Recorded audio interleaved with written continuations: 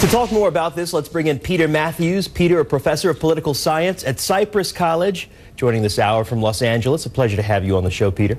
Good to be here, George. The White House is saying this is not a trade war. So if not, the question, are they playing chicken here and why? Is this a negotiation tactic in your view? It is the beginning of a trade war, and they're playing chicken, and it's a negotiation tactic as well, all three things. But it could end up in a disaster, George. You know, we had the Smoot-Hawley tariff back in 1930, after the Depression, which made the Depression far worse than what it had been. And it was put on there by Republicans, Smoot and Hawley, the senator and congressman, in order to, protect American industry, which was not needed.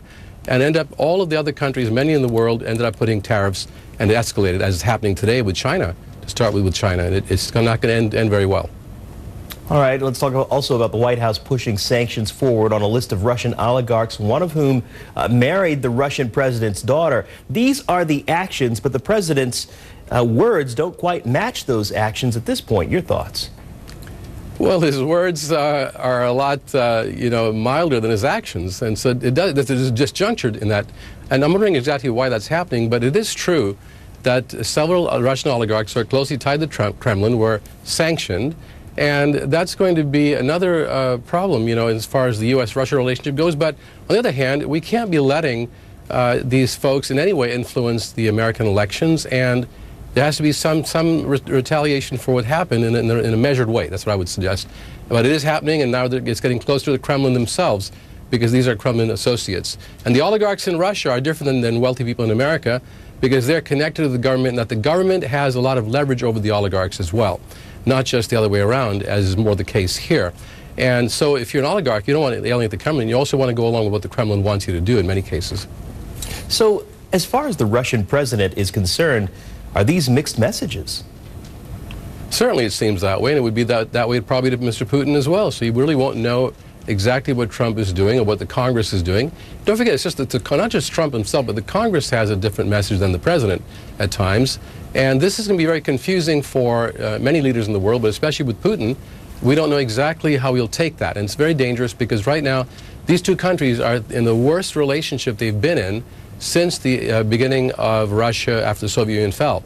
And that's not a good place to be right now with two nuclear superpowers and with miscalculation that could start another conflict in many ways.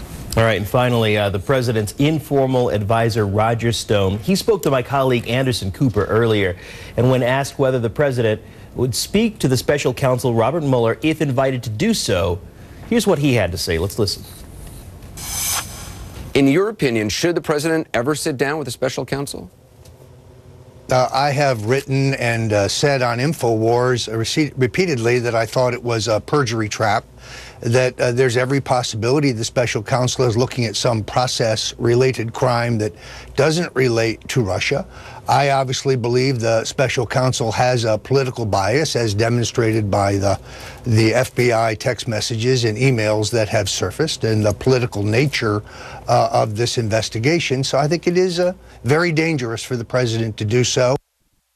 All right, again there, Roger Stone. This is a man who clearly has the president's ear. Peter, the question to you, this advice that he's giving the president, what do you make of it?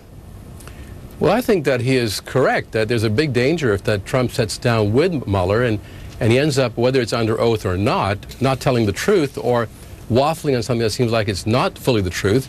That can be prosecuted as a felony, or he can be charged and then brought in to be impeached based on a report that Mueller would write up.